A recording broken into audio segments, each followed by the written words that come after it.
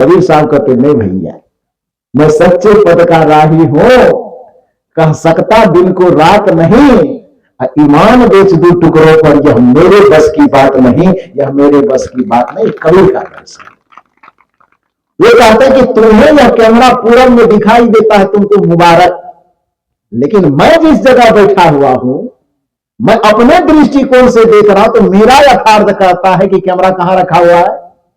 पश्चिम में रखा हुआ। वो तुम्हारे विरोध में जा रहा है, तुम्हारे विपरीत जा रहा है, लेकिन विरोध में और विपरीत जाने के बावजूद ये बात सच है कि तुम भी गलत नहीं हो, साथ साथ यह बात भी सच है कि मैं भी गलत ना हूं। अंतर सिर्फ इतना है कि तुम्हारे देखने का नजरिया अलग है और हमारे देखने का नजरिया अलग है।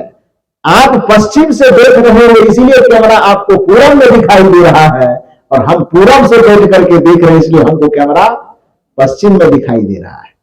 आप जड़ से शुरुआत करते हो इसलिए आपको देवता पत्थर में दिखाई दे रहा है, और हम चेतन से शुरुआत कर रहे हैं इसलिए हमको देवता आत्मा में दिखाई दे रहा है। बस इतना सा ही अंतर है।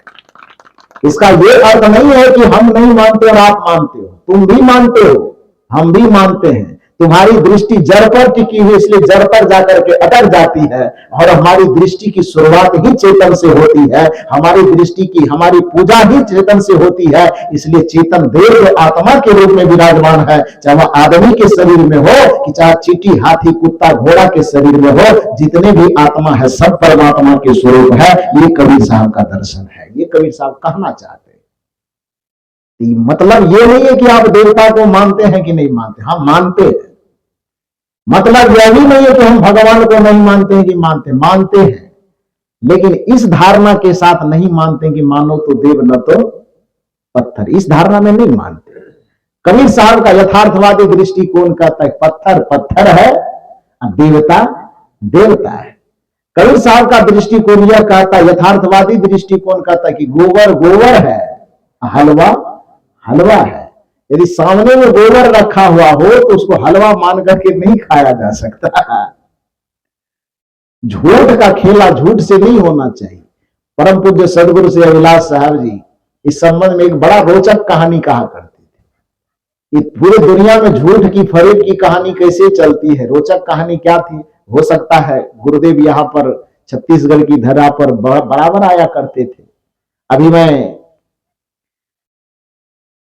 एक परसठी पड़ता है इलाका धमतरी जिला में, आज से लगभग 10 दिन पहले वहां से मैं कार्यक्रम करके आया, तो वहां एक विचारक के सामने जब माइक गया तो बोल रहे थे, इस छत्तीसगढ़ के इस इलाके में धमतरी इलाके में सदगुरु श्री अभिलाष साहब जी 57 वर्ष से आते थे। कितने वर्ष? 57। हो सकता है उसका कैलकुलेशन 1-2 साल दाएं बाएं हो, लेकिन वो बता रहे थे मान लो कि 57 ना ही हो, 50 ही हो तो 50 कम हुआ क्या? 55 ही हो, 2 आगे हो कि 2 पीछे हो, बेचारे को हो सकता है 1-2 साल आगे पीछे हो जाए। लेकिन वो बता रहे थे कि सदगुरु श्री अभिलाष साहब जी इस धमतरी क्षेत्र में छत्तीसगढ़ के इलाके में लगभग 57 वर्ष से उनका आगमन होता था। तो 57 वर्ष जिस व्यक्तित्व का समय जिस इलाके में गुजर गया हो तो उसके व्यक्तित्व से व्यक्ति परिचित ना हो ऐसा नहीं हो सकता। हो सकता है तो कभी न कभी सुनने का मौका मिला होगा। आज मेरे मुंह से थोड़ा सा सुन लीजिए, याद शायद ताजा हो जाए। कहानी क्या कहते थे कि एक किसान था, बेचारा गरीब था। किसान तो अक्सर गरीब होता ही है, पहले भी था आज भी है। वो केवल किसी तरह से अपना खेती गृहस्थी करके साल भर खाने पीने का जुगाड़ बढ़िया से कर ले, बस वही किसान सफल माना जाता है। खेती गृहस्थी करके वो कोई अमीर हो गया हो, लखपति करोड़पति, आज तक पूरे ब्रह्मांड में ऐसा नहीं देखा गया है। देखा गया है, इसलिए किसान को गरीब माना ही जाता है। वाजिब है, किसान गरीब होता ही है। तो कहानी यह कहती है कि किसान मान लो कि धन के दृष्टिकोण से गरीब होता है, लेकिन उसके बावजूद भी उसके सामर्थ्य से उपजा हुआ जो अन्न है, उपजी हुई जो व्यवस्था है, वही व्यवस्था सबके जीवन का आधार है। इसलिए हमारे भारत के प्रधानमंत्री लाल बहादुर शास्त्री ने नारा दिया था, जय जवान जय किसान। हमारा और आपका भी कर्तव्य होता है कि ठीक है, किसानों की मेहनत उसको अमीर बना सके कि ना बना सके, लेकिन किसानों के प्रति हमारे दिल दृष्टि में, दिमाग में इतना सम्मान होना चाहिए कि किसानों को इस धरती का देवता बना करके उसका सम्मान करना चाहिए, क्योंकि यदि वो अन्न न देते तो फिर हमारा पालन पोषण नहीं होता। तो जय जवान, सचमुच में जय जवान जो हमारी रक्षा करते हैं सीमा पर खड़े होकर के, अब जय किसान जो अन्न पैदा करके कम से कम हमारी जीविका का भरण पोषण करते। पैसा हमारे पास बहुत हो, चावल नहीं उपजे तब क्या होगा? सब्जी न पैदा हो तो क्या होगा? और कुछ न पैदा हो तो क्या होगा? तो उस अन्न पैदा करने वाले किसान के प्रति हमारे मन में सम्मान होना चाहिए। खैर, प्रसंग दूसरा है कि गुरुदेव श्री अभिलाष साहब जी कहते थे कि एक गरीब किसान था और वह किसान दिन भर खेत में हल चलाते चलाते जब पसीना से तरबतर हो जाते तो घर से जो भी रोटी, नमक, मिर्च, मसाला आता था भोजन के लिए, तो थोड़ा शीतल छाया में खाने के ख्याल से बगल में एक सेठ जी का होटल था, भोजन का होटल। चापाकल भी वहां था, चापानल, और एक छायादार वृक्ष भी था। तो किसान बेचारा वो सोचता था कि खेत में हल चलाते चलाते तो धूप में तब ही जाते हैं, खाने के वक्त में थोड़ा बैठने का फुर्सत 10-15 मिनट मिलता है, तो ऐसा करते हैं कि वहां पानी की भी सुविधा है, वृक्ष की छाया भी है, होटल में 2-4 लोग आते जाते भी रहते हैं, तो उसी बहाने यदि वहां बैठ जाएंगे तो शीतल छाया भी मिल जाएगी, पानी भी नजदीक में मिल जाएगा। अब बैठे रहेंगे तो उस बैठे के क्रम में आने जाने वाले लोगों से थोड़ी बहुत बातचीत भी हो जाएगी, तो मन भी बहल जाएगा। इस नाते से खेत में न खा करके और होटल के सामने जो वृक्ष था वहां एक बेंच लगी हुई थी, उसी पर आके बैठता, डेली खाता था। बेचारे मस्ती से खाता, उसे कुछ पता नहीं। लेकिन अचानक 1 महीना तक लगातार ये क्रम चलने के बाद दुकान का जो सेठ था वो एक चिट्ठा लाया, बिल वाला चिट्ठा, और बिल किसान के हाथ में थमा दिया। किसान ने कहा, कौन चीज का बिल है भाई? सेठ ने कहा, बिल यह है कि तू मेरे होटल में बैठ के खाना खाया है। किसान ने कहा कि होटल में हम कब खाए? ये तो घर से जो नमक, मिर्ची, अचार, सत्तू, रोटी जो भी आता था, ये वृक्ष की छाया में यहां बैठ करके हम खाए हैं, उसमें कौन सा बिल लगेगा? सेठ ने कहा, तुम नहीं समझते हो, लगेगा। कहा क्यों? कहा इसलिए कि सत्तू खा करके, नमक रोटी खा करके इस तरह कोई पहलवान रहता है? तुम्हारा हीमोग्लोबिन ठीक है, प्रोटीन ठीक है, विटामिन ठीक है, जितने भी प्रकार के रासायनिक प्रक्रिया सब ठीक ठाक चल रहा है, तो खाली सत्तू खाने से होता है, नमक रोटी खाने से? तो कहा, तब सेठ ने कहा, ये मामला है कि तुम मेरे दुकान में, जो दुकान के करीब जो बैठ करके खाते हो, तो ठीक है, खाते तो तुम सत्तू हो, लेकिन हम यहाँ पर पनीर और बिरयानी तड़का लगाते हैं, मटर वाला, छोले भटूरे बनाते हैं, उसका सेंट भी उस सत्तू के साथ साथ तुम्हारे अंदर जाता है, जिसके वजह से सत्तू नमक रोटी खाने के बावजूद भी उस सुगंधी के माध्यम से सब विटामिन प्रोटीन तुम्हारे अंदर जाता है। तो इसलिए ये 1 महीने का बिल है, ये चिट्ठा, इतना पैसा हुआ, ये देना पड़ेगा। किसान बेचारा अवाक रह गया, परेशान हो गया, भोला भाला था, और सेठ थोड़ा तिकरमबाज था। सेठ होने के लिए तिकरमबाज थोड़ा होना ही पड़ता है, नहीं तिकरमबाज होगा तो होगा कैसे?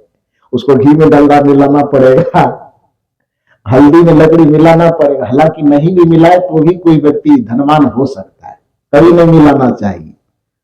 सिया राम मैं सब जग जानी, करूं प्रणाम जोर जुग पानी। लेकिन बहुत कम समय में जिसको धनवान बनना होता, गोस्वामी जी से कही फार्मूला थोड़ा बदल दीजिए। गोस्वामी जी ने कहा, नहीं, हम फार्मूला बदल नहीं सकते। उन्होंने चालाकी की कि आप फार्मूला बदलिए न बदलिए, हम बदल डालते हैं। आधा रहने दिया गोस्वामी जी की बात, आधा फार्मूला अपना बदल दिया कि सिया राम मैं सब जग जानी, अब बेचहूं दूध मिलावहूं पानी। धनवान बनना, तो सेठ होने के लिए लोग तिक्रम अपनाता है।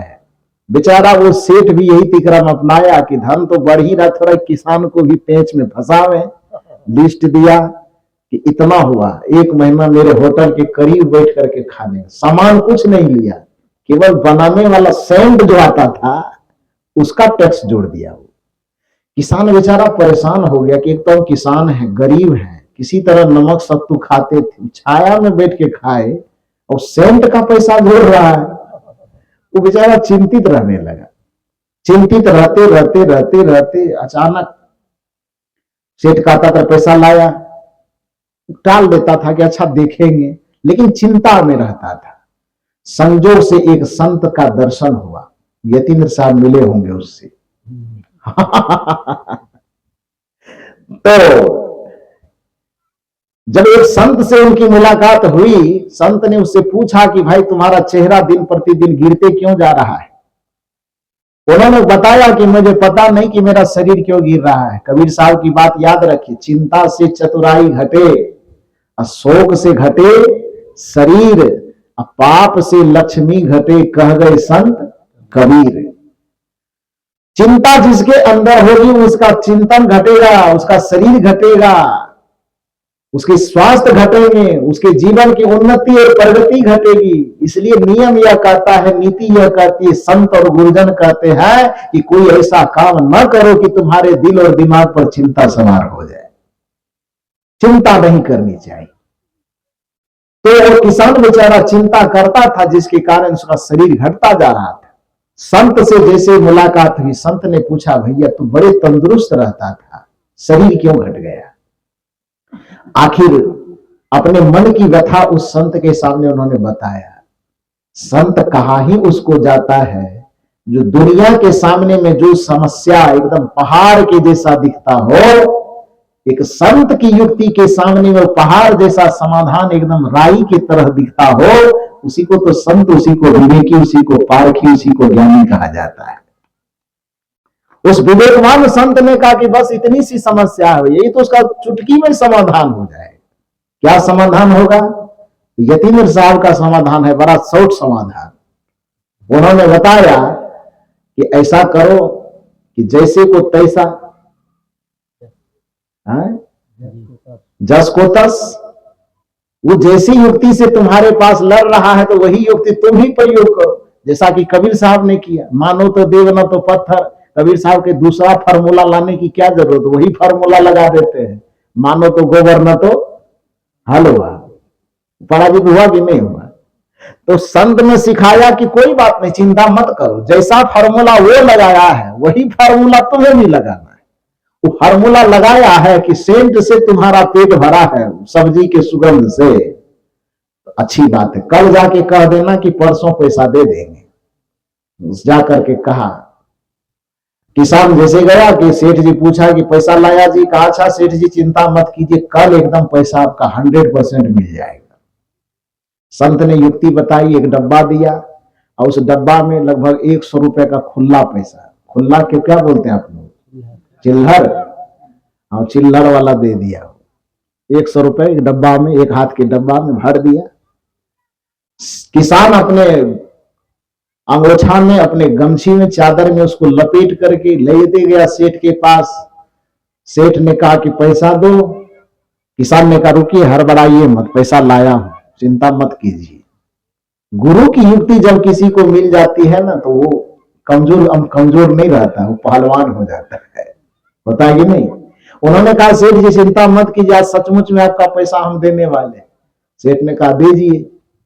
किसान ने कहा ठीक है, जो झोला में लेना है कि चादर में लेना, तो चादर फैलाइए। सेठ चादर फैलाया, किसान वो डब्बा जो पैसा भरा हुआ था वो लाया, कभी दाएं में, कभी बाएं में, कभी ये कान कभी यू कान के सामने पैसा झनझना रहा है, मैंने डब्बा को हिला रहा है। तो डब्बा को हिलाने से 10 मिनट जब हिलाते हिलाते हो गया, पैसा डाल ही नहीं रहा है, झनझन झनझन कर रहा है। तो सेठ ने पूछा अरे भैया दिमाग खराब हो गया है, ये क्या डब्बा हिला हिला के झनझन झनझन कर रहे हो, पैसा डालो। सेठ ने कहा पैसा दे ही तो रहा हूं, 1 महीना खाया हूं, तो कम से कम 30 घंटा भी तो झनझनाने दो। तो उनसे 30 दिन खाया हूं, तो हमसे कम से कम 30 घंटा कम से कम झनझनाने दो। 30 घंटा नहीं दे सकते तो 30 मिनट दे दो, आधा घंटा झनझनाने दो। तो बोला ये झंझनाने से क्या होगा? कहा पैसा चुकाना है, मैं चुका रहा हूं। सेठ ने कहा पैसा चुकाने का ये कौन सा तरीका है? किसान ने कहा कि तुम्हारे होटल में भोजन खाने का ये कौन सा तरीका है कि हम नमक सत्तू अपना खाए हैं, तुम्हारे सेंट का पैसा जब बन सकता है, तो तुम्हारे सुगंध से जब हमारा पेट भर सकता है, तो हमारे पैसे की झंझनाहट से तुम्हारा थैला क्यों नहीं भर सकता है? क्यों नहीं भरेगा? जैसे तो पैसा यही जवाब है, मानो तो दूध न तो पत्थर, मानो तो गोबर न तो हलवा। तुम्हारे सेंट से हमारा पेट भर सकता है, तो हमारे भी पैसे की खनक से, हमारे भी पैसे की झंझनाहट से तुम्हारा थैला भर जाना चाहिए। यदि इस तर्क से तुम सहमत नहीं हो कि पैसे की झंझनाहट से भला थैला कैसे भर सकता है, तो तुमको इस तर्क से भी सहमत होना पड़ेगा कि तुम्हारे यहां बनने वाले सब्जी के सुगंध से हमारा पेट कैसे भर सकता है। यदि तुम इस तर्क से सहमत नहीं हो कि गोबर कभी हलवा नहीं हो सकता, तो हमारे भी इस तर्क से सहमत होना पड़ेगा कि देवता कभी पत्थर नहीं हो सकता। कबीर साहब का यथार्थवादी दृष्टिकोण यही है। वैसे 3-4 दृष्टिकोण की मैंने चर्चा की। यथार्थवादी है वो, समन्वयवादी है वो, स्पष्टवादी है वो, समतावादी है वो, पुरुषार्थवादी है वो। तो सब पर तो अभी विश्लेषण नहीं हो सकता, एक ही तथ्य पर विश्लेषण करने में ये समय हो गया। तो मैंने आपसे निवेदन किया कि कबीर साहब देवता के, भगवान के, ईश्वर के, परमात्मा के पूजा के विरोधी नहीं है, बल्कि उनके पूजा का दृष्टिकोण अलग है, उनकी ईश्वर की मान्यता का दृष्टिकोण अलग है, उनके परमात्मा का दृष्टिकोण अलग है, उनके देवता का दृष्टिकोण अलग है, उसके भगवान का दृष्टिकोण अलग है।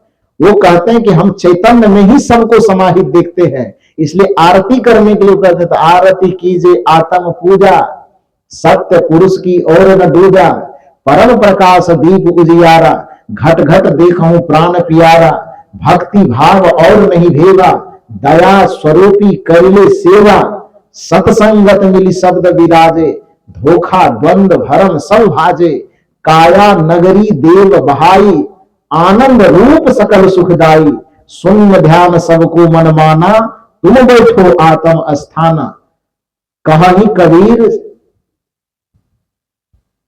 सुनो नर नारी, कहानी कबीर यह रहनी संहारी, सदा आनंद रहे नर नारी। धरती के जितने नर नारी है, कबीर साहब कहते हैं कि इस आत्मा को केवल संभाल ले, आत्मचिंतन को कोई संभाल ले, आत्मा की रहनी और वृत्ति को कोई संभाल ले, तो कबीर साहब कहते हैं मैं गारंटी लेता हूं कि सदा आनंद रहे नर नारी। चाहे वह नर हो चाहे वह नारी हो, वो सदैव सदैव के लिए आनंदित रहेगा। तो आत्मा को आधार बना करके कबीर साहब ने अपना व्यापक दर्शन रखा। इसलिए कबीर साहब के दृष्टिकोण में करुणा से भरा हुआ हृदय ही देवता का हृदय, प्रेम से भरा हुआ हृदय ही देवता का हृदय है, क्षमा से भरा हुआ हृदय ही देवता का हृदय है, सत्य से भरा हुआ हृदय ही देवता का हृदय है, सहनशीलता से भरा हुआ हृदय ही देवता का हृदय है। अर्थात सदगुरु कबीर साहब की निगाह में वह हर एक व्यक्ति देवता है जिसका हृदय सत्य से भरा हुआ है। वह हर एक व्यक्ति देवता है जिस व्यक्ति का हृदय प्रेम से भरा हुआ है। वह हर एक व्यक्ति देवता है जिसका हृदय करुणा से भरा हुआ है। क्योंकि सनातन परंपरा में जो सगुणवाद की मान्यता है वह भी कहता है कि राम इसलिए देवता है क्योंकि उसकी दृष्टि में धर्म न दूसर सत्य समाना, आगम निगम पुराण बखाना। उस राम की भी दृष्टिकोण में परहित सरिस धर्म नहीं भाई, पर पीरासम नहीं अधमाई। उस राम की भी दृष्टिकोण में परम धर्म श्रुति विदित अहिंसा, पर निंदा सम अघन गरिंसा। धर्म का जो व्यापक रूप राम की दृष्टि में है, धर्म का वही व्यापक रूप सदगुरु कबीर की दृष्टि में है। इसलिए कोई व्यक्ति कबीर साहब को यह कह करके अवहेलना नहीं करना चाहिए कि वो सनातन के विरोधी है, बल्कि कबीर साहब तो सनातन के सबसे बड़े झंडावदार हैं। सदगुरु कबीर साहब सनातन के प्रबल समर्थक है। कबीर साहब नास्तिकता के कटघरे में नहीं खड़ा हो सकता, बल्कि कबीर साहब परम आस्तिक और महाआस्तिक है। उससे बड़ा आस्तिक तो कोई हो ही नहीं सकता। कबीर साहब नकारते नहीं है, बल्कि कबीर साहब के नकार में भी स्वीकार छिपा हुआ है।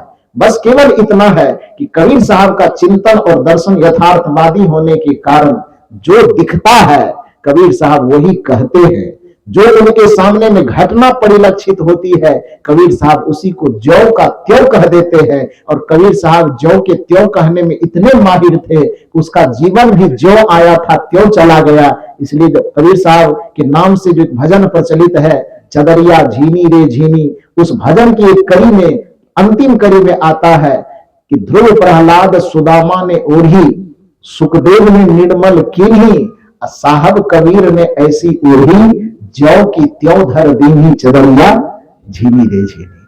तो जिसका जीवन इतना निर्मल रहा हो कि ज्यों आया त्यों चला गया, मतलब जैसे आया वैसे चला गया, तो सोचिए कि वो अपने जीवन भर कथनी करनी रहनी गहनी का जो आचरण किया होगा वह कैसा किया होगा, ज्यों की त्यों वाला। मतलब जैसा देखा वैसा कहा, जैसा देखा वैसा जिया, जैसा देखा वैसा भोगा, जैसा सुना वैसा सुनाया।